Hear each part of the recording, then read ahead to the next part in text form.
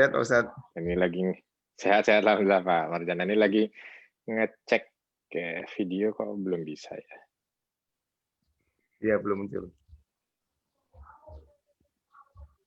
Bentar, kenapa ini?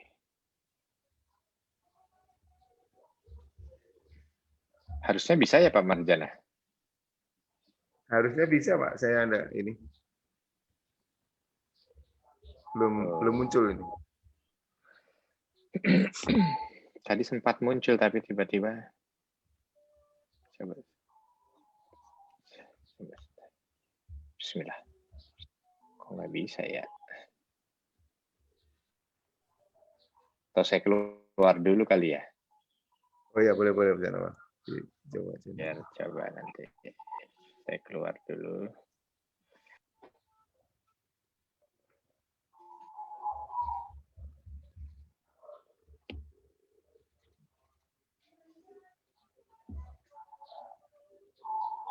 Qasim, Assalamualaikum Qasim.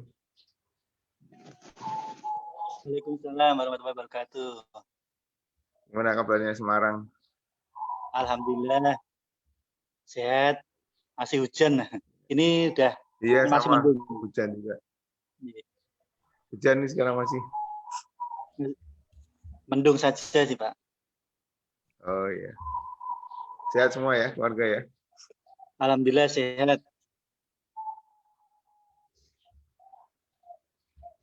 Anaknya sekarang penempatan di mana? Yang dari sekolah meteorologi di Denpasar.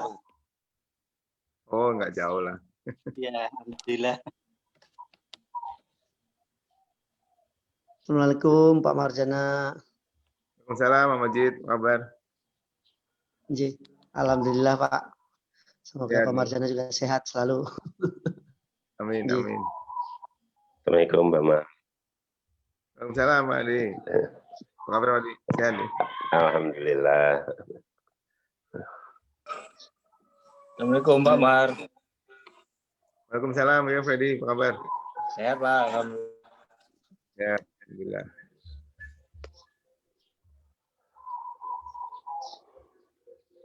Assalamualaikum Mas Don. Waalaikumsalam Bu Ayu. Sehat Bu Ayu. Alhamdulillah Mas Don, Mbak Yeni keluarga sehat ya. Sehat, alhamdulillah. Alhamdulillah.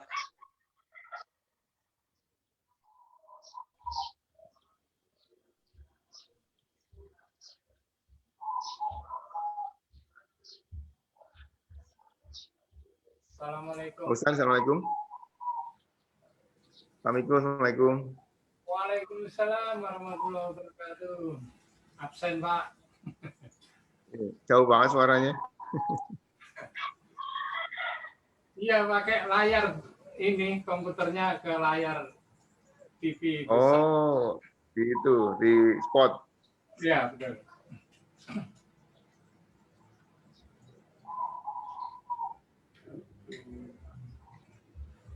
Pak Ustadz Arifin, assalamualaikum. Tes. Ya, waalaikumsalam. Udah bisa ya nih. Udah bisa. Sepertinya Ya. gambarnya sudah bisa. Ya, alhamdulillah. Ya. Baik, boleh saya buka Pak Ustadz? Coba. Ya, silakan. Alhamdulillahirrahmanirrahim. Bismillahirrahmanirrahim. Assalamualaikum warahmatullahi wabarakatuh. Waalaikumsalam Waalaikumsalam warahmatullahi wabarakatuh. Alhamdulillahilladzi hadana li hadza wa ma kunna linahtadiya laula an hadanallah. Asyhadu an la ilaha illallah wahdahu la syarikalah wa asyhadu anna Muhammadan abduhu wa rasuluhu la nabiyya ba'dah. Allahumma shalli ala sayyidina Muhammadin wa ala alihi wa sahbihi ajmain. Rabbi zidni ilma, Rabbi shrah li sadri wa yassir li amri wa hlul 'uqdatam min lisani yafqahu qawli. Amin ya rabbal alamin.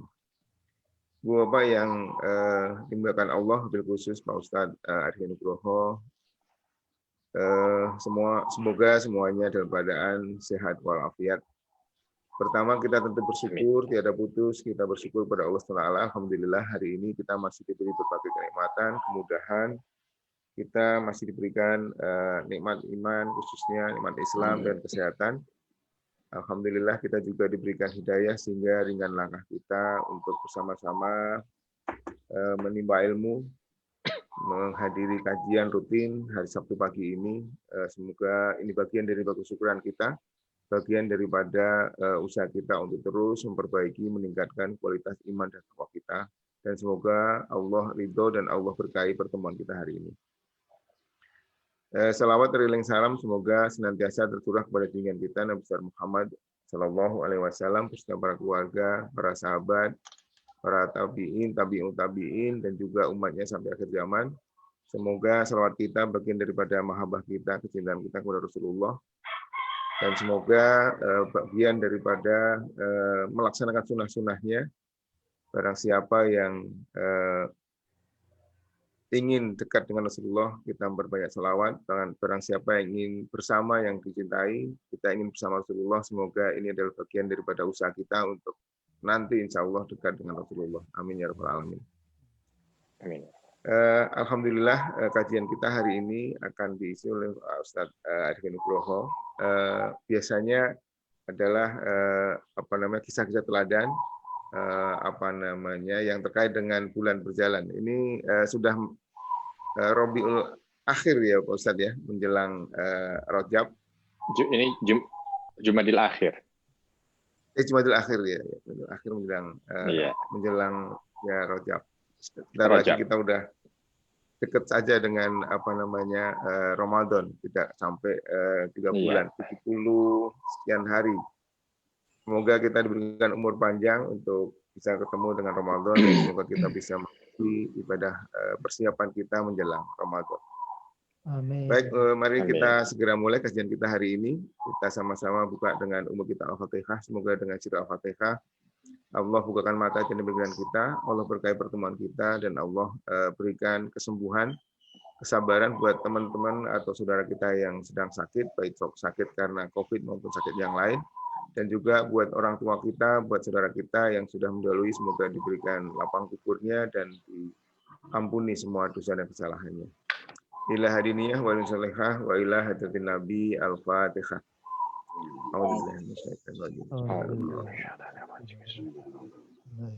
Ya, na'budu wa iyyaka nasta'in ihdinas siratal mustaqim siratal ladzina an'amta 'alaihim ghairil maghdubi 'alaihim waladdallin. Amin ya rabbal alamin. Dan selanjutnya kepada Pak Ustadz Arifin Nugroho dipersilakan. Buat teman-teman yang ingin bertanya, silakan nanti isi di chatnya. Di akhir sesi kita akan sampaikan kepada Pak Ustadz. Terima kasih Pak Ustadz. Baik. Bismillahirrahmanirrahim. Assalamualaikum warahmatullahi wabarakatuh. Waalaikumsalam warahmatullahi wabarakatuh. Innal hamdalillah nahmaduhu wa nasta'inuhu wa nastaghfiruh wa na'udzu billahi min shururi anfusina wa min sayyiati a'malina. May yahdihillahu fala mudilla lahu wa may yudlil fala hadiyalah. Asyhadu an la ilaha illallah wahdahu la syarikalah wa asyhadu anna Muhammadan abduhu wa rasuluhu la nabiyya ba'dah. Allahumma salli wa sallim wa barik ala nabiyyina Muhammadin wa ala alihi wa ashabihi wa mawalah ma ba'd. Rabbi shrah li sadri wa yassir li amri wa hlul 'uqdatam min lisani yafqahu qawli. Allahumma 'allimna ma yanfa'una wanfa'na bima 'allamtana. Allahumma hdina wahdi bina waj'alna sababan wa sabilan liman ihtada. Segala puji hanya bagi Allah. Salawat dan salam semoga selalu tercurah pada junjungan kita Nabi besar Muhammad Sallallahu Alaihi Wasallam. Yang pertama, terima kasih kepada Pak Marjana yang sudah memberikan kesempatan pada saya untuk bisa bersilaturahmi di Majelis Ta'lim Solusi pada pagi hari ini. Mudah-mudahan ini menjadi bahagian daripada amal soleh yang bisa kita persembahkan di hadapan Allah Subhanahu Wa Taala. Dan semoga juga sahabat sekalian dalam kondisi sehat walafiat. Sekali lagi mudah-mudahan ini juga aktivitas pagi ini ya bisa menjadi salah satu aktivitas yang mampu untuk kita banggakan ya di hadapan Allah Subhanahu wa taala, menjadi catatan amal soleh kita. Dan mudah-mudahan amal soleh inilah yang nanti akan menjadi benteng dari segala macam keburukan. Amal soleh ini juga yang mudah-mudahan mampu untuk bisa menjadi penarik dari segala macam kebaikan. Saya langsung ditodong tadi oleh Pak Marjana juga untuk bisa menyampaikan tentang kisah-kisah teladan.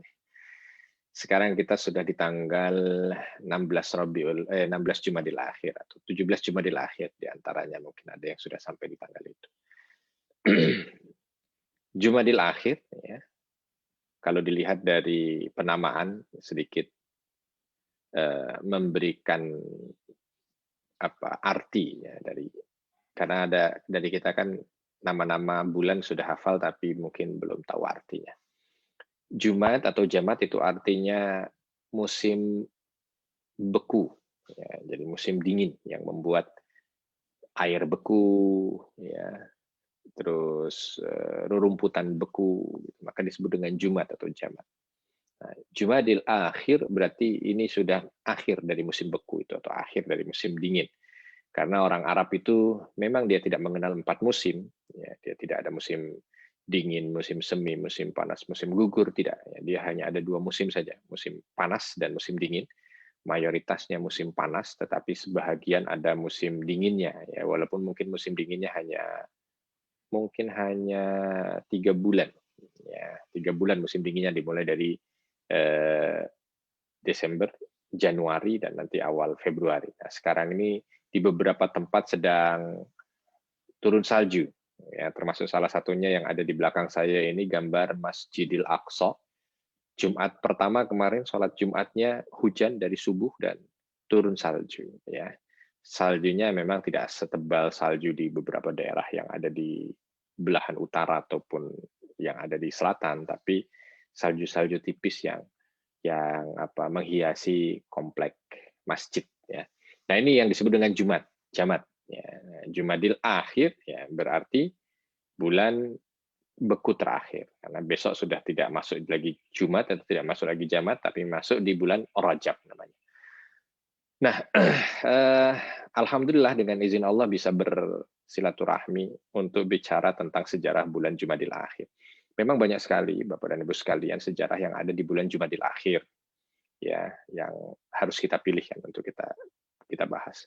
Berkaitan dengan Nabi Shallallahu Alaihi Wasallam juga ada beberapa poin ketika putri beliau ada yang menikah, ada yang melahirkan di bulan itu. Ya, lalu juga ada peristiwa-peristiwa yang beliau jalani dari fase-fase dakwah. Ya. Lalu setelah kehidupan atau selain Nabi Muhammad SAW juga ada beberapa. Ya, di antaranya kaitan dengan para sahabat. Ya, di bulan ini juga sahabat yang mulia Abu Bakar As-Siddiq meninggal dunia. Di bulan ini juga Umar bin Khattab radhiyallahu anhu diangkat menjadi khalifah. Di bulan ini juga terjadi peperangan besar, perang Yarmuk antara kaum muslimin dengan orang-orang Romawi Bizantium, ya, yang Allah Subhanahu wa taala berikan kemenangan yang besar kepada kaum muslimin sehingga mampu melalui pintu Yarmuk ini Islam mendunia. Ya, termasuk ada beberapa ahli sejarah yang mengatakan Islam ini bisa sampai ke Indonesia karena Allah Subhanahu wa taala berikan kemudahan untuk bisa menang dalam perang Yarmuk. Ya. Nah, ini terjadi di bulan Jumadil akhir. Jadi di sini seolah ada isyarat juga gitu ya, bahwa perang Yarmuk ini adalah pintu di mana Islam bisa menyinari seluruh dunia. Karena mulai dari situ baru Masjidil Aqsa dibuka, Mesir dibuka, ya, terus bahagian Asia Tengah dibuka, bahkan nanti terus ke timur sampai dengan bumi Nusantara. Ya. Ini kejadian-kejadian. Nah, saya dalam kesempatan pagi hari ini mencoba untuk mendekatkan diri kita ini dalam rangka apa ya? Bukan dalam rangka mengingat, ya. Tadzkir saja, mengingat. Tadi yang saya sampaikan yang terjadi di bulan Jumadil akhir ini salah satunya adalah wafatnya seorang sahabat Nabi Shallallahu Alaihi Wasallam yang mulia, Abu Bakar As-Siddiq radhiyallahu anhu. Dan tidak mungkin di antara kita yang tidak pernah mendengar nama sahabat ini. Semua pasti pernah mendengar. Ya, dan semua kaum muslimin pasti pernah mendengar nama sahabat yang mulia, Abu Bakar As-Siddiq radhiyallahu anhu. Mungkin kalau disebut yang lain ada beberapa yang kenal, ada yang tidak. Ya, tetapi kalau disebut nama Abu Bakar As-Siddiq radhiyallahu anhu, ya, dari kurang lebih sekitar 124.000 nabi misalnya, 124.000 sahabat, 120 ribuan sahabat, ya, yang ada menyertai Nabi Shallallahu Alaihi Wasallam, ya, itu nama Abu Bakar As-Siddiq adalah nama yang tidak ada orang Islam yang tidak kenal. Ya, kalau yang lain mungkin ada yang kenal, ada yang tidak kenal. Nah, Saya mau mencoba untuk melihat sahabat yang mulia ini yang Allah Subhanahu wa taala wafatkan di tahun ke-13 Hijriyah di bulan Jumadil Akhir. Ya, di bulan Jumadil Akhir. Di bulan inilah beliau meninggal dunia. Ya, kurang lebih sepekan lagi kalau dilihat dari tanggal, karena beliau itu sakit tanggal 7 Jumadil Akhir tahun 13 Hijriah. 7 Jumadil Akhir, lalu sakit 2 pekan, demam. Ya. Setelah itu, setelah 2 pekan, berarti kurang lebih tanggal berapa tuh? Ya, kurang lebih tanggal 21 Jumadil Akhir ya, beliau meninggal dunia. Dan meninggal dunianya dengan begitu begitu baik. Ya. Di pagi hari ketika beliau itu sudah dalam kondisi yang begitu kritis, ya, lalu bertanya pada putrinya Aisyah radhiyallahu anha, ini hari apa? Lalu beliau mengatakan, ini hari Senin. Ya. Maka beliau menyampaikan kepada Aisyah, aku merasa bahwa nanti malam aku sudah bersama dengan kekasihku. Gitu. Aku merasa bahwa nanti malam aku sudah bersama dengan kekasihku. Yang dimaksud adalah Nabi Muhammad SAW. Dan ternyata betul di hari itu beliau meninggal dunia. Ya. Nah, kita akan bercerita tentang manusia mulia ini. Tentu memang perjalanan hidup beliau ini begitu banyak dengan sejarah. Ya. Sejarah yang baik. Karena beliau adalah sahabat yang mulia dengan yang penuh dengan berbagai macam kebaikan. Bahkan sampai dengan bagaimana masa kekhalifahan beliau. Saya ada beberapa rekaman tentang cerita di masa Abu Bakar ini menjadi khalifah, apa saja strategi yang dilakukan, kebijakan yang dilakukan, ya, terus aktivitas-aktivitas yang dilakukan itu saja yang hanya membahas tentang kekhalifahan beliau selama 2,5 tahun. Itu kalau tidak salah ada sekitar 4 atau 5 pertemuan. Ya, nah, maka tentu pertemuan yang singkat ini juga tidak mungkin bisa sampai keseluruhan dari beliau lahir sampai dengan beliau meninggal dunia, tapi setidaknya mencoba untuk mengambil lamhah basithah bahasanya, ya, untuk mengambil sedikit gambaran lah tentang manusia mulia yang pernah Allah Subhanahu wa taala sandingkan dengan Nabi Muhammad SAW. Bahkan ada beberapa yang mengatakan dari apa yang disampaikan oleh Nabi SAW juga, jika Musa ada Harun. Ya, jika Musa ada Harun, jika Ibrahim ada Lut, maka memang tidak ada nabi yang menyertaiku, wahai Abu Bakar, tetapi engkaulah pendampingku. Ya, jadi Nabi SAW itu betul-betul memberikan apresiasi yang luar biasa kepada Abu Bakar As-Siddiq radhiyallahu anhu, dan itu terbukti dalam beberapa momen. Bahkan Aisyah radhiyallahu anha sendiri mengatakan, sejak aku ingat tentang orang tuaku, gitu ya.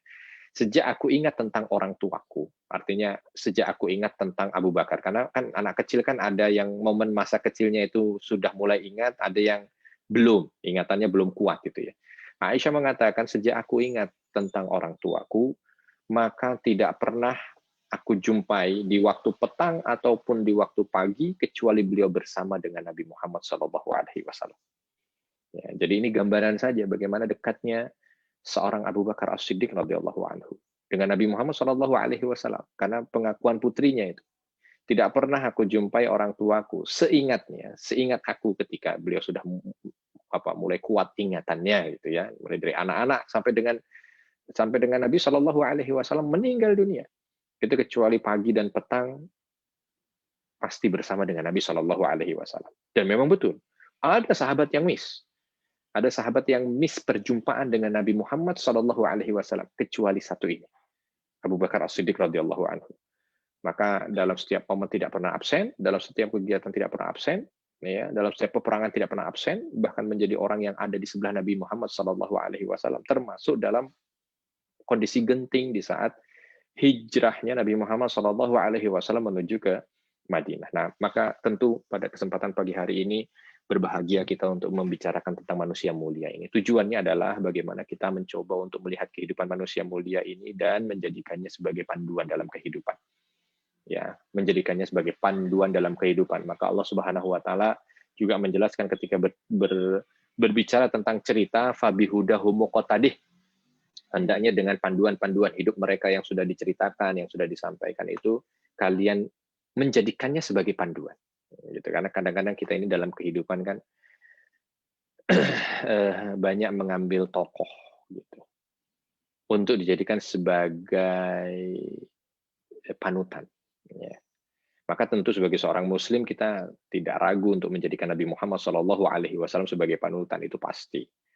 Akan tetapi kita juga perlu tahu di samping Nabi SAW ada manusia-manusia mulia yang Allah takdirkan menyertai beliau, dan itu dalam rangka mempermudah kita untuk mengikuti Nabi SAW melalui perilaku beliau. Baik, tanpa berpanjang kalam, saya akan mencoba untuk menyampaikan tentang Abu Bakar As-Siddiq radhiyallahu anhu. Sahabat yang mulia ini dikenal namanya lebih luas dengan kalimat Abu Bakar, tentunya. Ya. Abu Bakar ini lebih familiar ya, di lisan kita. Ya. Tentang penyebutan atau kenapa kok beliau dikenal dengan nama Abu Bakar? Ya. Ada beberapa macam versi. Ini ada yang mengatakan bahwa karena beliau adalah satu-satunya besan Nabi yang anaknya dinikahi oleh Nabi dalam kondisi masih gadis. Maka Bakar atau Bikr itu adalah gadis. Ya. Maka dinisbahkan kepada Aisyah radhiyallahu anha, maka disebut Abu Bakar, bapaknya gadis. Gitu. Tapi ada juga beberapa yang mengatakan bahwa Bakar ini adalah permulaan.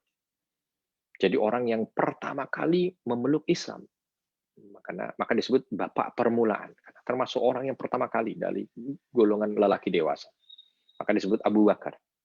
Ya, Bakar itu artinya permulaan. Ada juga, makanya dalam bahasa Arab itu Sobah Bakir namanya. Ya, pagi-pagi buta. Gitu.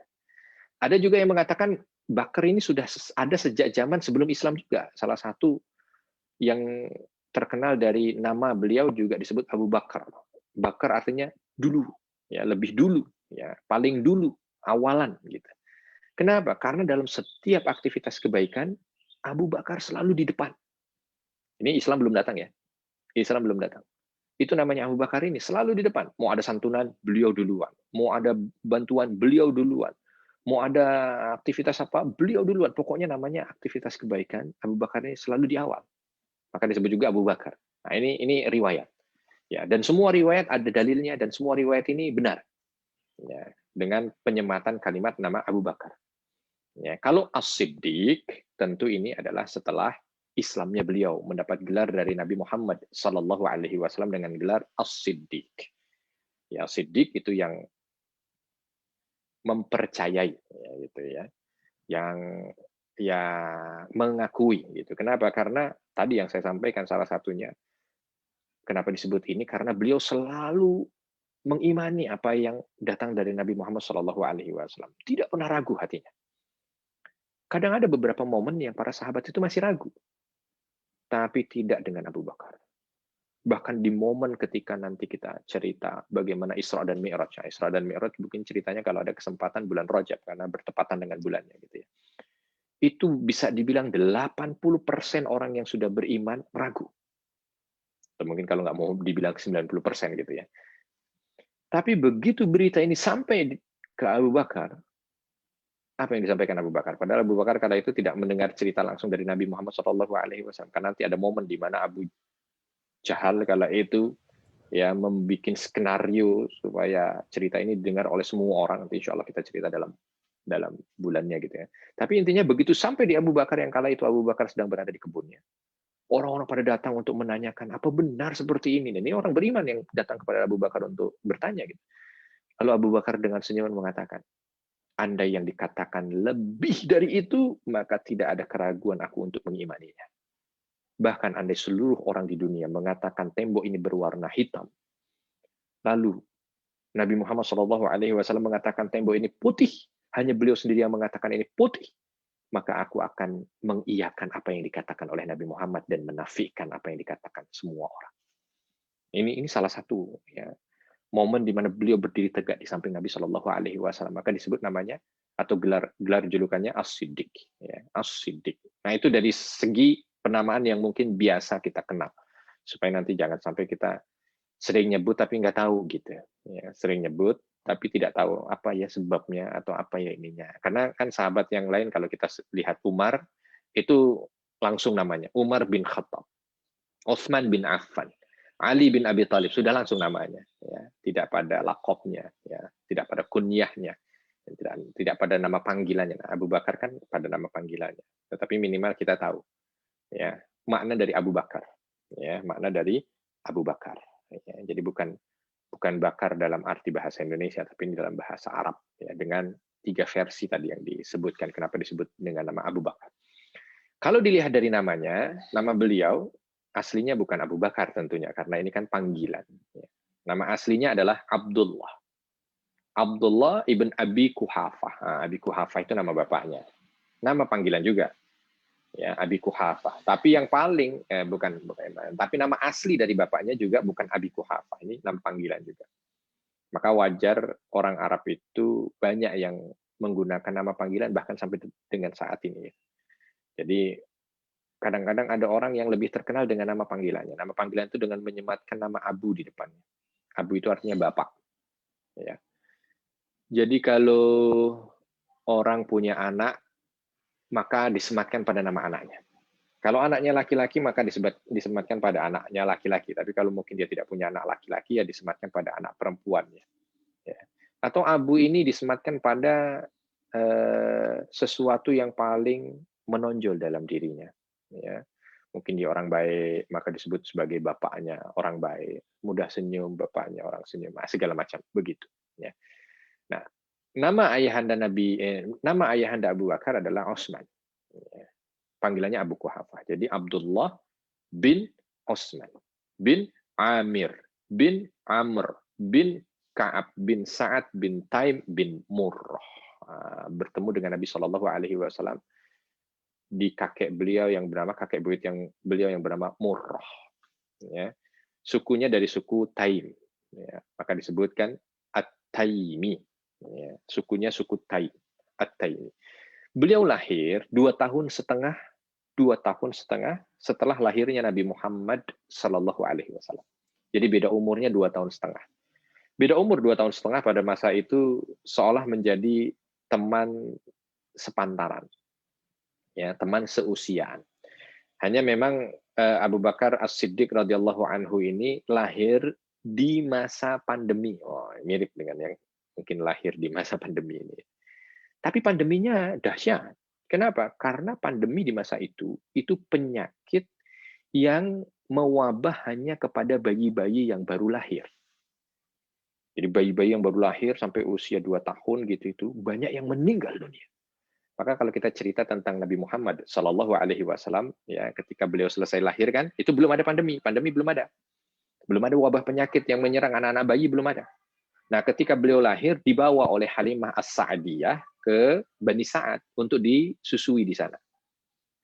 Susu 2 tahun usianya kan. Nah, usia 2 tahun mau dibalikkan ke Mekah, disampaikan kepada Ibunda Aminah. Tapi begitu sampai di Mekah, kala itu Mekah sedang dalam kondisi wabah. Permulaan wabah. Maka Halimah kala itu yang juga mau mencoba mencari alasan supaya bisa mengurus Nabi lagi. Ya, mengurus Nabi Muhammad lagi. Kala itu masih kecil ya, usia 2 tahun. Tapi nggak punya alasan karena harus dikembalikan. Masa susuan hanya 2 tahun. Ya.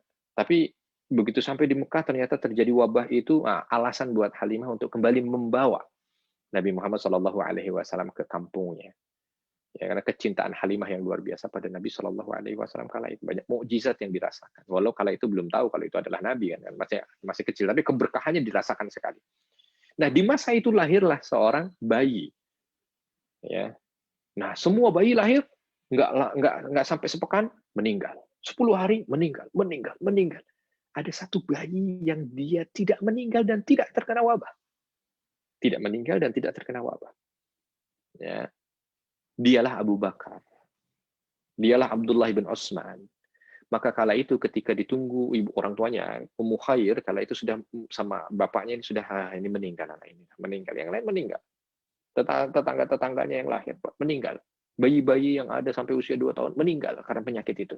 Ya mungkin kala itu belum ada penelitian khusus berkaitan tentang jenis penyakitnya apa ya wallahu a'lam, tapi itu begitulah ceritanya. ini tidak meninggal. Bahkan sampai ditunggu sampai usia 1 tahun. Tidak meninggal dan hilang wabah itu. Wabah itu hilang dan tidak ada lagi. Ya, maka Abu Bakar kala itu mendapat julukan gitu. Ya. Julukan yang ini terkenal juga, cuman tidak banyak yang kenal kalau tidak baca sejarah. Julukannya apa? Disebut dengan Al-Atiq namanya. Al-Atiq. Al-Atiq itu artinya orang yang terbebas. Ya. Maka disebut Al-Atiq, Al-Atiq. Nah, itu untuk mengingatkan. Itu yang juga terkenal, tidak kalah terkenalnya dengan Abu Bakar julukannya. Ya, karena memang dia punya cerita tersendiri gitu. Nah, orang-orang pada nyebutnya Al-Atiq, Al-Atiq. Ya, maka salah satu sebutan Abu Bakar adalah Al-Atiq. Bahkan sampai ketika masuk ke dalam Islam, julukan ini tidak dilepas oleh Nabi Shallallahu Alaihi Wasallam, hanya diganti, dirubah. Ceritanya bukan hanya sekedar terbebas dari wabah itu sehingga mendapat gelar Al-Atiq, ya, tetapi gelar itu lebih disematkan pada orang yang terbebas dari api neraka. Karena Abu Bakar adalah salah satu orang yang mendapatkan jaminan langsung dari Allah Subhanahu Wa Taala dan disampaikan kepada Nabi Muhammad Shallallahu Alaihi Wasallam. Ya, orang yang terbebas dari neraka. Maka Nabi mengatakan Al-Atiq. Ya. Ketika Abu Bakar ingin masuk dalam majelis Nabi Shallallahu Alaihi Wasallam dan Nabi sudah melihat dari kejauhan Abu Bakar akan datang, Nabi mengatakan, datang Al-Atiq. Akan datang kepada kalian Al-Atiq, orang yang terbebas dari siksa neraka. Abu Bakar masuk kala itu. Ya, itu Al-Atiq. Ya. Salah satu yang dikenal juga dari dari Abu Bakar As-Siddiq radhiyallahu anhu. Ada juga yang mengatakan dalam beberapa riwayat disebut juga Al-Atiq selain terbebas dari penyakit, ada juga yang lucu dari Abu Bakar ini. Yang unik bukan yang lucu ya. Yang lucu dari Abu Bakar. Apa dia? Abu Bakar ini ketika lahir semua anak di masanya hitam kulitnya. Nah, ini juga salah satu ya yang hidup gitu ya yang hidup. Nah, beliau ini kulitnya putih sendiri. Berbeda dengan anak yang lahir di masanya, nah, gitu, atau mungkin di tahunnya. Orang Arab memang bukan terkenal dengan kulit putih ya, dan juga bukan terkenal dengan kulit hitam. Antara putih dan hitam di antara mereka ya ada putih, ada hitam, ada coklat, ada. Ya. Tidak mutlak putih seperti bangsa apa ya yang berkulit putih Mongol, Tibet, China atau apa. Tapi juga tidak berbangsa yang berkulit hitam seperti sahabat-sahabat yang ada di Afrika atau apa ya. Bain di antara. Nah, tapi di antara yang hidup itu kebanyakan yang hitam kulitnya. Nah, ini Abu Bakar lahir dengan kulit putih. Maka kalau bicara fisik ya, fisik salah satu yang disebutkan dan selalu disebutkan adalah beliau berkulit putih. Abu Bakar As-Siddiq radhiyallahu anhu ini berkulit putih. Nah, kita mau coba gambaran fisik sekarang. Apa sih gambaran fisiknya? Abu Bakar ini lahir 2,5 tahun dari Nabi Shallallahu Alaihi Wasallam, dan ketika beliau menyertai Nabi dilihat oleh para sahabat, lalu dicoba untuk dideskripsikan fisiknya ketika bersama dengan Nabi. Ya, beliau itu kulitnya putih, perawakannya kurus. Nah, coba bayangkan ya. Nanti kita akan cerita bagaimana supaya ini kalau kita tahu perawakannya. Jadi ketika menceritakan satu momen tidak salah membayangkan. Gitu ya. Perawakannya kecil. Abu Bakar perawakannya kecil, kurus. Tidak seperti Umar yang badannya besar, tidak seperti Hamzah yang badannya besar. Tidak seperti Khalid yang badannya kekar. Abu Bakar kurus. Kurus, putih kulitnya. Ya, terus pinggangnya juga kecil tentunya, sehingga kalau lagi pakai kain gitu ya, itu kadang-kadang turun ya. Kalau pakai kain kadang-kadang turun gitu. Beliau harus memperbaiki kembali kainnya itu. Ya. Terus wajahnya itu agak sedikit cekung, ya. Matanya juga cekung. Keningnya lebar. Itulah dia Abu Bakar As-Siddiq radhiyallahu anhu secara fisik ya. Nah, Abu Bakar As-Siddiq radhiyallahu anhu ini sebelum Islamnya sudah terkenal di kalangan orang-orang Quraisy. Kenapa? Karena beliau termasuk satu, lahir dari suku yang terhormat, bangsawannya Quraisy. Bani Taim itu adalah bangsawannya Quraisy. Tidak semua suku dari Quraisy itu bangsawan, Bapak Ibu. Nah, Abu Bakar ini bangsawannya Quraisy. Abu Bakar bangsawannya Quraisy. Ya. Ada di antara beberapa sahabat juga yang lahir dari suku yang bangsawannya Quraisy. Artinya yang dari turun-temurun itu yang memegang tampuk pimpinan gitu. Ya, jadi disebut bangsawan, tapi tidak semuanya. Nah, Abu Bakar termasuk. Yang kedua, beliau terkenal pinternya. Beliau terkenal pintar. Ilmunya begitu melimpah, cerdas. Dan ketika menyampaikan ilmunya, itu tidak ada orang yang tidak paham. Bahkan ilmu yang paling sulit itu ada pada Abu Bakar. Maka kala itu di Mekah, di Ka'bah itu ada beberapa pojok namanya, pojoknya, sudut-sudut. Di setiap sudut itu akan ada seorang yang mengajarkan tentang ilmu. Ya, ini Islam belum ada, jadi ya tentu pasti bukan ilmu Islam. Ya. Ya, ada ilmu perang, ada ilmu bahasa, ada ilmu syair, ada ilmu ini. Sudut yang paling ramai kala itu adalah sudut Abu Bakar. Sudut Abu Bakar, karena ilmu pada yang dimiliki oleh Abu Bakar itu betul-betul asik untuk dibahas oleh orang-orang Quraisy kala itu. Apa saja yang dikuasai oleh Abu Bakar? Satu, ilmu nasab. Coba bayangkan, ilmu nasab Quraisy. Beliau paling paham. Jadi ada orang datang, saya nggak tahu nama kakek buyut saya siapa. Datang aja ke Abu Bakar, tinggal sebut nama bapaknya, tinggal sebut nama ibunya, dari bani apa, ketemu sampai kakek buyutnya. Nah, jadi udah kayak komputer ya. Orang yang nggak tahu tapi Abu Bakar tahu karena Abu Bakar mempelajari seluruh silsilah Quraisy.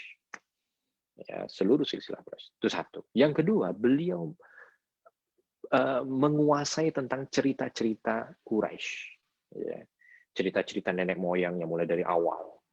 Ya, kalau disematkan terus sampai kepada Nabi Ismail alaihissalam. Itu cerita-ceritanya itu dikuasai oleh Abu Bakar As-Siddiq radhiyallahu anhu. Ya, ceritanya dikuasai oleh Abu Bakar As-Siddiq radhiyallahu anhu. Maka dari itu, kalau kita lihat orang kan lebih banyak suka dengan cerita gitu. Maka wajar kalau disematkan ya bahwa Abu Bakar As-Siddiq radhiyallahu anhu ini majelisnya ramai, ya, majelisnya dikunjungi oleh orang karena pengen cerita-cerita dari orang-orang terdahulu dari suku-suku Quraisy itu.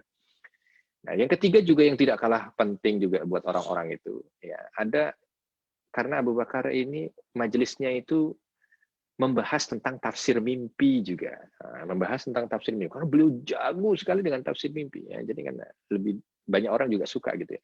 Datang Abu Bakar tadi malam saya mimpinya begini, Abu Bakar saya tadi malam mimpi begini, ditafsirkan, ditakwilkan oleh Abu Bakar. Bahkan ini berlanjut sampai dengan Islam. Ya, pernah ketika satu kesempatan, nanti kita akan cerita ya beberapa tafsir mimpinya Abu Bakar kalau waktunya ada. Ketika lagi Nabi Shallallahu Alaihi Wasallam duduk bersama dengan para sahabatnya, termasuk di sebelahnya ada Abu Bakar As-Siddiq radhiyallahu anhu kala itu. Ya, lalu ada seorang sahabat yang datang kepada Nabi dan bertanya, wahai Rasul, tadi malam aku bermimpi. Lalu ditanya, apa mimpimu, wahai sahabatku? Aku mimpi, ketika aku bermimpi itu awan gelap menaungi. Di atas itu ada awan gelap dan di bawahnya banyak sekali orang. Tiba-tiba turunlah tetesan-tetesan. Dan tetesan-tetesan itu terdiri dari apa? Terdiri dari minyak zaitun dan madu. Jadi yang hujan itu netesnya minyak zaitun, madu, minyak zaitun, madu, minyak zaitun, madu. Ya. Lalu setelah itu orang-orang pada menengadahkan tangan. Ada yang dapat banyak, ada yang dapat dikit. Lalu setelah itu turun tali dari atas. Mereka menaiki langit dengan tali itu. Ada yang dengan cepat, ada yang lambat, ada yang naik putus, disambung, naik lagi. Takwilkan kepadaku, apa mimpiku itu, wahai Nabi? Lalu Abu Bakar dengan senyum kepada Nabi Shallallahu Alaihi Wasallam. Sebelum Nabi Shallallahu Alaihi Wasallam menjawab, ya, beliau mengatakan, wahai Rasul, bolehkah aku menakwilkan mimpi itu? Lalu Nabi tersenyum dan mempersilahkan kepada Abu Bakar. Dan ketika selesai ditakwilkan, Nabi Shallallahu Alaihi Wasallam mengiyakan. Berarti kan punya kemampuan untuk menakwilkan mimpi. Bahkan putrinya sendiri pernah datang kepada Abu Bakar dan mengatakan, wahai ayahanda, aku tadi malam bermimpi. Jatuh 3 bulan, ada bulan 3. Bulan kan kita lihat cuma 1 ya. Ini ada 3 bulan jatuh masuk ke rumah. Takwilkan mimpi. Dan ditakwilkan oleh Abu Bakar dan betul kejadian. Gitu kan. Dan bahkan sekarang kita bisa menyaksikan tentang takwil mimpinya Abu Bakar. Nah, itu nanti kita akan bahas. Tapi intinya beliau begitu dikenal ya sebelum Islam. Ini bicara sebelum Islamnya. Beliau dikenal dengan ilmu pengetahuannya, kecerdasannya. Ya, sehingga sudut Mekah kala itu atau sudut Ka'bah kala itu termasuk bahagian yang ramai untuk dikunjungi oleh orang adalah sudutnya Abu Bakar. Ingin tahu tentang nasabnya, ingin tahu tentang cerita-cerita Quraisy dan ingin ditafsirkan atau ditakwilkan mimpi. Khusus yang terakhir ini berlangsung sampai dengan keislaman beliau ya. Nah, selain itu juga Abu Bakar ini punya karakter yang Masya Allah. Ya, betul-betul dikenal baik oleh orang-orang Quraisy. dermawannya, santunnya, ya karena dari bangsawan ya. Jadi kalau ngomong itu ngomongnya itu tertata, tidak seperti orang yang ada di pasar, tidak seperti orang yang ada di kebun, tidak. Dermawan, seolah dari bangsawan, ya. Ya orang keratonnya lah gitu. Jadi ngomongnya baik ya ketika ketemu orang juga, dan dia peduli dari keraton tapi yang peduli ya terhadap masyarakatnya. Kalau ada apa yang berkeluh kesah datang, tidak kecuali dibantu, karena memang Abu Bakar juga sebelum Islam adalah seorang saudagar kaya. Ya, Bani Taim termasuk bahagian yang terkenal sebagai saudagar. Bahkan beliau pernah menjadi hakim di Mekah ini sebelum Islam datang. Itu beliau menjadi hakim yang memutuskan diat, yang memutuskan perkara. Jadi kalau ada orang datang berselisih gitu antara satu dengan yang lain, Abu Bakar yang memutuskan perkaranya. Dan ini berlangsung lama karena memang Abu Bakar dikenal adil dalam memutuskan perkara. Ya, ini Abu Bakar sebelum Islam. Dan yang paling mencolok lagi adalah Abu Bakar ini sebelum Islamnya terkenal dengan Hanafiyahnya. Apa itu Hanafiyah? Terkenal dengan lurusnya hati beliau.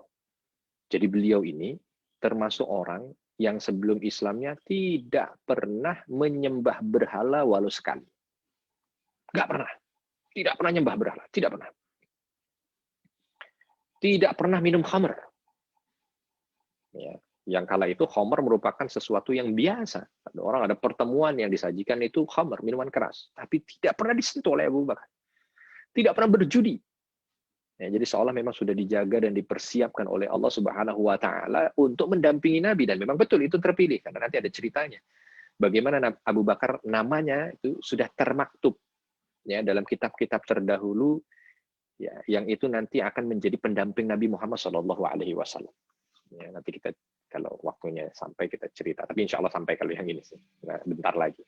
Tapi intinya begitu, dijaga tidak nyembah berhala, dijaga tidak minum khamr, dijaga tidak main wanita, dijaga untuk tidak judi, dijaga sikapnya, dijaga semuanya. Bahkan salah satu yang mencolok juga, beliau tidak senang berteman dengan sesama bangsawan Quraisy ya yang memiliki sifat-sifat yang tidak Islami dalam tanda kutip walaupun Islam belum hadir. Contoh tadi yang menjadi pelopor penyembahan berhala apa segala macam itu nggak ditemani oleh Abu Bakar. Tapi Abu Bakar lebih banyak menemani orang-orang yang punya sifat sama Hanafiyah, walaupun mungkin bukan dari golongan bangsawan. Ya, ada di antaranya Waraqah bin Naufal, ada Qus bin Sa'idah, ada beberapa lagi. Ya, yang kalau kita sebut ini istilahnya sekarang rahib-rahibnya. Ya, yang punya keyakinan tidak seperti keyakinannya orang Quraisy. Ya, keyakinannya itu adalah keyakinan menyembah Allah yang esa. Ya. Walau dengan ajaran Nabi Isa alaihissalam, tapi masih Nabi Isa yang Hanif, yang belum dilencengkan sehingga ada paham Trinitas di dalam pahamnya mereka atau di dalam paham Waraqah bin Naufal dan yang lainnya. Tetapi memang perbedaan usianya jomplang. Waraqah bin Naufal sudah tua, ya yang lain tadi yang Qus bin Ziyad sudah tua, yang lain juga sudah tua, yang lain pada tua. Karena merasa sudah tua, maka takut nanti nggak punya komunitas lagi ini untuk mempelajari agama yang mengajarkan tentang keesaan Tuhan. Maka mencoba untuk mencari yang lain, tapi tidak jumpa. Hanya komunitasnya ada, komunitas yang tidak suka menyembah berhala. Di antara komunitas itu ada Nabi Muhammad SAW, yang kala itu belum jadi Nabi. Tapi Nabi Muhammad SAW memang dari masa kecilnya tidak pernah sujud dengan berhala, juga tidak pernah. Jadi ketemu nih klop. Apalagi di saat beliau nanti sudah menikah dengan Khadijah. Ketika beliau sudah menikah dengan Khadijah, rumahnya pindah ke rumahnya Khadijah. Nah, rumahnya Khadijah tetanggaan dengan rumahnya Abu Bakar di komplek elitnya Mekah. Nggak tahu apakah sahabat sudah pernah ditunjukkan ketika datang ke sana oleh pembimbingnya. Di sini letak rumahnya Khadijah, letak rumahnya Abu Bakar, letak rumahnya Umar. Kalau belum, nanti insya Allah kita bersama ke sana. Nah, itu secara gambaran letak, disitulah letaknya. Memang sekarang sudah tidak ada lagi rumah-rumah itu, tapi itulah letaknya, dan di situ dulu dalam tanda kutip gitu ya, komplek elitnya gitu. Disitulah tinggal Abu Bakar, di situ tinggal Khadijah, di situ tinggal Utsman, para saudagar-saudagar kaya lah gitu yang punya banyak harta di Makkah. Ternyata yang sederet itu juga punya komunitas yang sama. Mereka tidak mau menyembah berhala, tidak mau minum khamr, tidak mau ini. mencoba untuk memperbaiki kehidupan sosial rakyatnya, punya visi yang sama. Termasuk salah satunya adalah Nabi Muhammad SAW. Bahkan sebelum Nabi Muhammad SAW menikah dengan Khadijah, sudah dekat Abu Bakar ini dengan Nabi. Walaupun kala itu secara strata sosial jauh. Nabi Muhammad bukan orang kaya. Nabi Muhammad bahkan seorang penggembala, kan? Nabi Muhammad bukan orang yang punya harta. Berbeda dengan Abu Bakar As-Siddiq yang sudah lahir dalam kondisi kaya. Ya, bahkan beliau sendiri punya perdagangan. Makanya ada beberapa riwayat juga ketika beliau itu membawa barang dagangannya Khadijah bersama dengan Maisarah kala itu Abu Bakar ikut serta ke sana hanya karena ingin lebih dekat dengan Nabi Muhammad SAW, ya, yang kala itu belum menjadi nabi. Nah, itulah dia backgroundnya seorang Abu Bakar, tidak pernah sembah berhala, tidak pernah apa. Dan keingintahuannya tentang agama yang hak itu memang sudah ada, hanya memang belum ketemu saja. Nah, dalam satu kesempatan di usianya yang kurang lebih 37 tahun kala itu, beliau melakukan perjalanan dagang ke Yaman. Nah, beliau ini kalau lagi melakukan perjalanan dagang, itu biasanya, karena dia orang kaya ya, bosnya gitu ya, jadi misalkan ke Syam, itu anak buahnya yang sudah dagang. Anak buahnya dipasrai dagang. Oh, bawa aja barang dagangan. Lalu beliaunya kemana? Beliaunya menemui rahib-rahib. Beliau menemui pendeta-pendeta. Ya. Beliau menemui orang-orang yang membaca kitab-kitab terdahulu. Belajar. Oh, begini. Ya. Terus ketika beliau juga pergi ke satu tempat, nyari siapa gitu ya. Nah, kala itu Abu Bakar As-Siddiq sedang berangkat menuju ke Yaman di usianya yang kurang lebih sekitar 37 tahun. Ya. Berangkat ke Yaman seperti biasa kan? Nah, kamu dagang sana. Saya ingin datangi orang yang soleh di sini. Siapa? Oh, datang, ketemu. Ketika itu sampai di daerah yang namanya Ajam. Begitu ketemu dengan orang yang masih memegang agama Hanif dengan kitab yang ada. Disampaikan, setelah itu Abu Bakar silaturahmi datang, ya, menyampaikan begini. Langsung pandangan Syekh ini tadi berubah. Dan mengatakan, kamu datang dari Mekah? Ya, saya datang dari Mekah. Ketahuilah, wahai anakku, bahwa dalam kitabku disebutkan, inilah saatnya Nabi akhir zaman itu diutus. Nabi akhir zaman itu diutus. Dan ini bukan sesuatu yang sesuatu yang aneh ya Bapak Ibu, karena memang agama sebelum kita itu banyak sekali memberikan tanda tentang Nabi akhir zaman, karena memang yang mereka tunggu adalah Nabi akhir zaman. Seperti banyaknya agama kita Islam ini membahas tentang ciri-ciri kiamat, karena yang kita tunggu adalah kiamat. Detil sekali Islam membahas tentang kiamat yang tidak didetilkan di agama lain. Nah, begitu juga agama terdahulu Nasrani, ya, itu atau Yahudi sebahagian itu membahas tentang detil Nabi akhir zaman. Makanya nanti kalau cerita tentang beberapa sahabat, contoh misalkan siapa lagi? Salman Al-Farisi. Gurunya ketika berada di Antioch kala itu seorang pendeta mengatakan, aku sudah mendekati ajal. Lalu Salman kala itu yang ingin mencari kebenaran bertanya pada gurunya, di mana aku bisa menemui orang sepertimu lagi, wahai guru, supaya aku bisa belajar lebih dalam lagi tentang agama hak ini. Lalu gurunya mengatakan, tidak ada lagi orang yang memegang agama Hanif ini, tidak ada lagi. Tapi ketahuilah wahai muridku, bahwa sekaranglah saatnya Nabi akhir zaman itu diutus. Lalu disebutkan ciri-cirinya. Akhirnya Salman berangkat untuk mencari. Begitu juga dengan Abu Bakar kala itu. Begitu sampai di Ajad kala itu, di daerah Yaman. Seorang syekh ini menyampaikan, seorang pendeta ini menyampaikan bahwa saatnya diutus Nabi akhir zaman dan itu datang dari daerahmu. Dan dia akan disertai dengan seseorang yang dalam kitab ini disebutkan. Perawakannya bahkan disebutkan secara detail. Orangnya kurus, berkulit putih, di atas pusarnya ada tai lalat, dan ada tanda di sebelah paha kirinya. Langsung Abu Bakar mendengar tanda itu, ini semua saya. Ini semua saya. Beliau kurus dan terkenal, mau orang kaya kan pasti makannya juga bukan sedikit, tapi kurus saja. Dijaga kurusnya oleh Allah gitu. Putih kulitnya, memang di antara bayi yang lahir kala itu hampir mayoritas hitam, beliau putih sendiri. Seolah udah tanda dari awal gitu. Maka tadi saya sampaikan yang dipilih oleh Allah Subhanahu wa taala untuk menyertai Nabi. Begitu disebutkan tentang fisik yang tidak terlihat, kalau kurusnya terlihat, putihnya terlihat kan. Ya, dan putihnya mencolok Abu Bakar. Enggak seperti orang Arab. Lalu ditanya oleh Syekh ini tadi juga, atau pendeta ini tadi, coba buka perutmu. Lalu Abu Bakar membukanya, betul di atasnya ada pusar, di atas pusarnya ada tai lalat. Yang tidak dibuka adalah pahanya, tapi Abu Bakar mengatakan ada tanda di sebelah paha kiriku ini, tanda lahir gitu. Maka pendeta ini tadi mengatakan, pulanglah dan sertailah Nabi akhir zaman itu. Jangan sedikit pun melenceng darinya dan jangan berpaling darinya. Maka bersegera itu tanpa menunggu kafilah dagangnya, oh udah kaya nggak urusin aja lah situ, yang dagang anak buahnya semua langsung berangkat pulang ke Mekah. Sampai di Mekah kaget karena digemparkan berita kala itu tentang sahabatnya yang mengaku mendapat wahyu. Kala itu Mekah sudah gempar orang-orang Quraisy itu bahwa Muhammad ngomong bahwa dia dapat wahyu apa segala macam. Sampai di rumah mendengar kalimat itu, enggak pakai pulang. Enggak pakai bukan enggak pakai pulang ya, enggak pakai lama di rumah, langsung datangi sahabatnya. Lalu berkata, "Wahai Muhammad, benarkah apa yang dikatakan oleh orang-orang yang ada di sini?" Lalu Nabi mengatakan, "Benar wahai sahabatku." Maka berimanlah dengan apa yang aku sampaikan.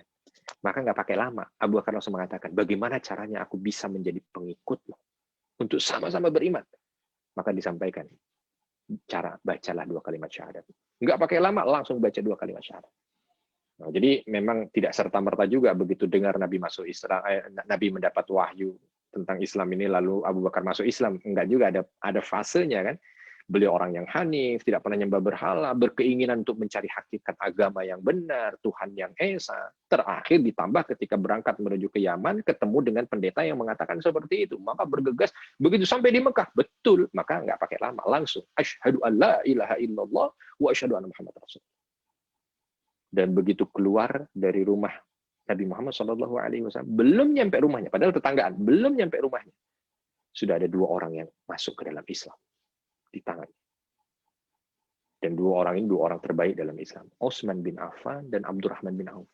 Belum nyampe ke rumah tuh langsung disampaikan, sini sahabat, ketahuilah bahwa begini, dan kau harus ikut agama yang hanif ini. Utsman bin Affan pun langsung masuk ke dalam Islam, mengucapkan 2 kalimat syahadat di bawah tangan Abu Bakar. Abdurrahman bin Auf juga begitu. Bahkan ada 10 sahabat yang dijamin masuk surga. 10 sahabat yang dijamin masuk surga. Ini artinya sahabat-sahabat senior gitu ya. Sahabat yang dijamin masuk surga, hanya 10 saja yang dijamin masuk surga. Itu 6 diantaranya masuk Islam di bawah tangan Abu Bakar. Dari dakwah Abu Bakar. Ya, inilah proses keislaman Abu Bakar. Dan bagaimana awal keislaman Abu Bakar? Tidak ada yang meragukan. Bahkan Nabi SAW sendiri mengatakan, semua akan diberikan haknya oleh Islam, kecuali Abu Bakar. Karena Abu Bakar seolah gitu ya, saking banyaknya kebaikan yang diberikan oleh Abu Bakar ini, ya tidak bisa lagi untuk bisa dibayangkan saja di awal Islam. Ini baru awal dakwah. Begitu beliau masuk ke dalam Islam, di awal dakwahnya itu, beliau sudah menyumbangkan untuk dakwah Nabi itu 40.000 dinar. 40.000 dinar. 1 dinar itu berapa ya sekarang? 1 dinar kurang lebih berapa ya? Mungkin 4 juta mungkin. Ya taruhlah 4 juta gitu misalkan. Kalau 1 dinarnya 4 juta gitu ya. Itu berarti kalau 40.000 itu sekitar 160 miliar kalau nggak salah ya. Hitung-hitungannya itu. Bayangkan, 160 miliar.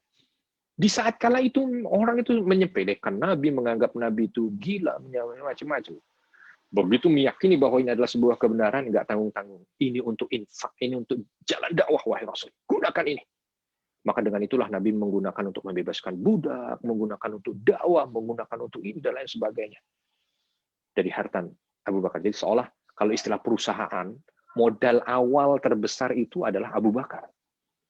Dan itu yang akan mencetak generasi dakwah yang mampu menyebarkan Islam ke seluruh penjuru dunia. Dari hartanya Abu Bakar.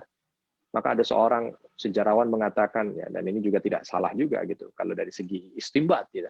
Kenapa? Karena seolah orang yang Islam setelah itu pahalanya jariahnya ke Abu Bakar semua. Karena memang awal dakwah pondasi ini hadir, itu saham terbesarnya Abu Bakar As-Siddiq radhiyallahu anhu.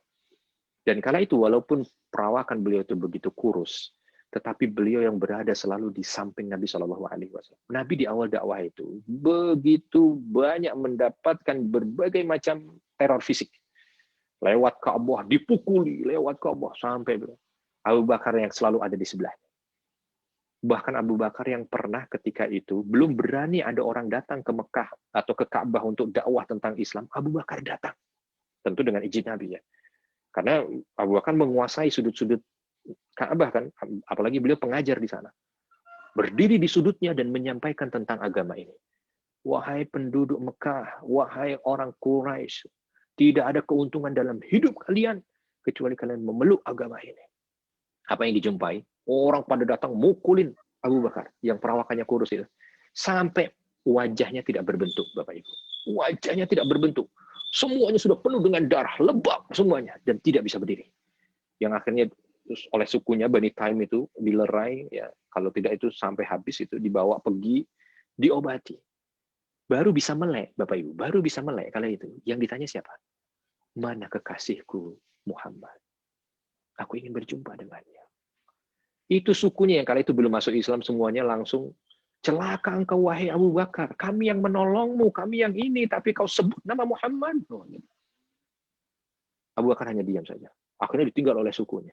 Ditinggal sendirian sampai kakinya bisa bergerak sedikit dengan terbata-bata ya, dengan tertatih-tatih itu sambil dipegangi oleh ibunya itu ingin menjumpai Nabi.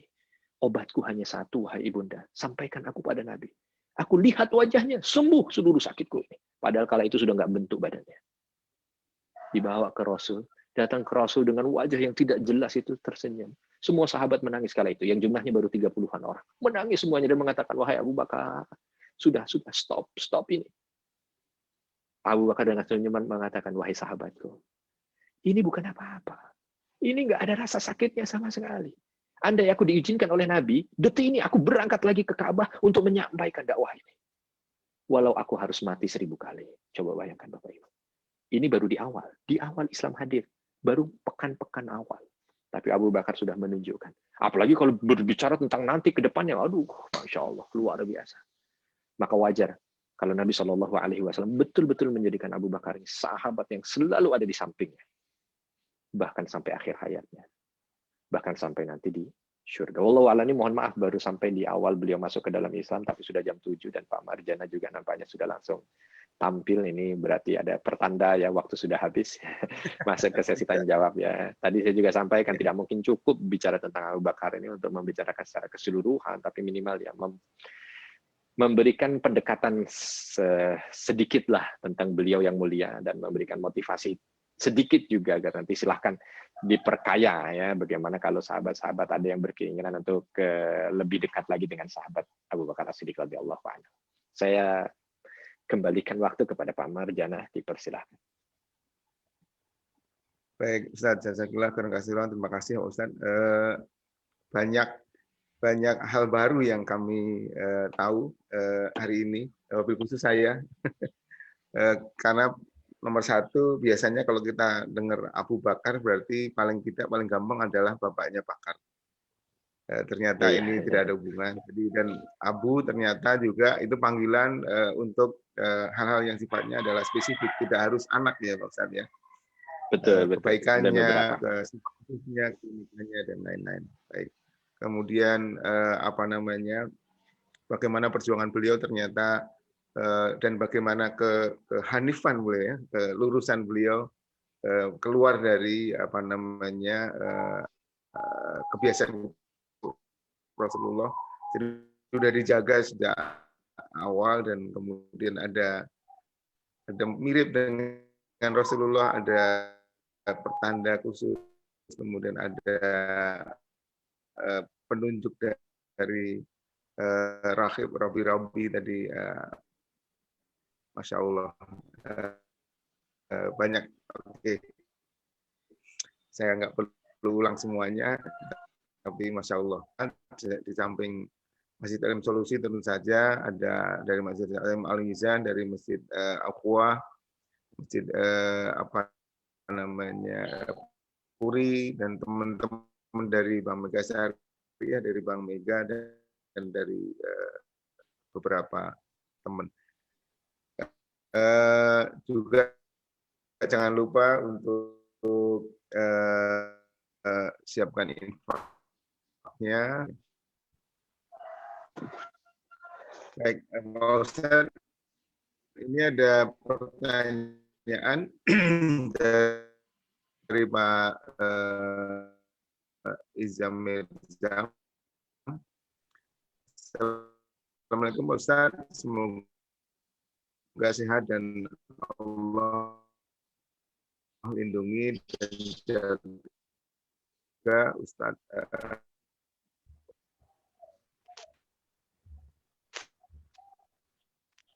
Cukup jelas, Ustadz?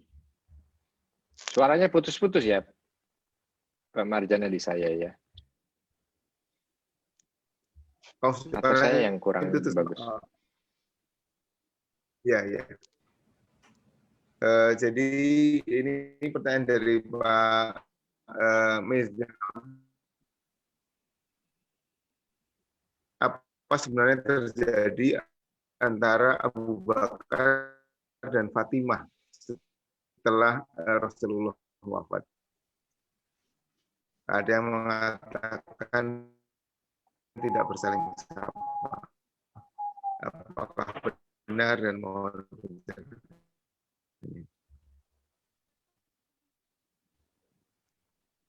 Baik, saya baca dari chat ini ya, Pak Marjana. Mudah-mudahan suara saya didengar ya. Dengar ya, jelas. Baik. Ini Pak Marjana yang putus-putus. ya. Oh, Pak Marjana yang putus-putus. Baik. Ada pertanyaan ini dari Pak Mirzam ya. Ini saya baca. Ustadz mohon bertanya apa sebenarnya yang terjadi antara Abu Bakar dan Fatimah. Jadi begini, ada beberapa tuduhan-tuduhan dan fitnah ya yang tidak berdasar, ya. Sehingga mencoba untuk membuat seolah konflik di antara para sahabat. Salah satunya adalah Abu Bakar dengan Fatimah putri Nabi Shallallahu Alaihi Wasallam. Padahal tidak. Ya, ini saya karena tidak sampai saja untuk cerita tentang kondisi terakhir ketika Abu Bakar Siddiq radhiyallahu anhu membersamai Nabi Shallallahu Alaihi Wasallam di saat beliau wafat. Jadi kalau ditanya apakah tidak bertegur sapa, ya, apakah bertegur sapa, apakah konflik di antara mereka, tidak. Ya ada satu namanya momen kesedihan ya, sedang bersedih, Abu Bakar sedang bersedih sebagai sahabat Nabi. Ada beberapa yang kala itu seolah menjadi bahan diskusi kalau saya sedih. Bagusnya begitu ya. Ini manusia menemunya semuanya. Ya, bahkan Nabi Shallallahu Alaihi Wasallam juga mengatakan itu. Bahkan ada perintah tidak menjelek-jelekkan para sahabatnya. Ya, dan perintah untuk memuliakan keluarganya. Artinya ini harus kita sebagai seorang Muslim harus adil ya. Intinya begini ya, secara umum tidak kalau ada konflik di antara mereka, secara umum tidak kalau ada masalah di antara mereka, apalagi sampai tidak bertegur sapa yang begitu lama, tidak. Ya, tetapi bahwa ada bahan diskusi di antara mereka berdua, iya. Ya, berkaitan tentang beberapa hal. Ya, nanti mungkin ya bisa dilihat lebih dalam lagi. Tetapi beberapa hal ini sudah lurus semuanya. Ya, berkaitan tentang harta peninggalan Nabi, berkaitan tentang yang Fatimah merasa sebagai ahli waris ya, karena ada putrinya, tapi diluruskan oleh Abu Bakar, sudah disampaikan oleh Nabi itu dan ingin menjalankan apa yang diwasiatkan oleh Nabi. Akhirnya menerima, tidak masalah. Saya tidak fokus pada disnya.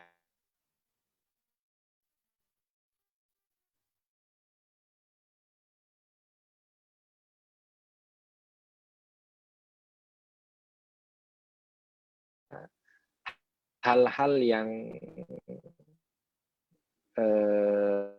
tidak pantas ya kita ini kan kepada para sahabat Nabi. Contoh tuduhan-tuduhan, contoh pada hal yang tidak boleh bagi kita untuk menuduh hal-hal yang buruk. Apalagi nanti lebih berkembang lagi ya.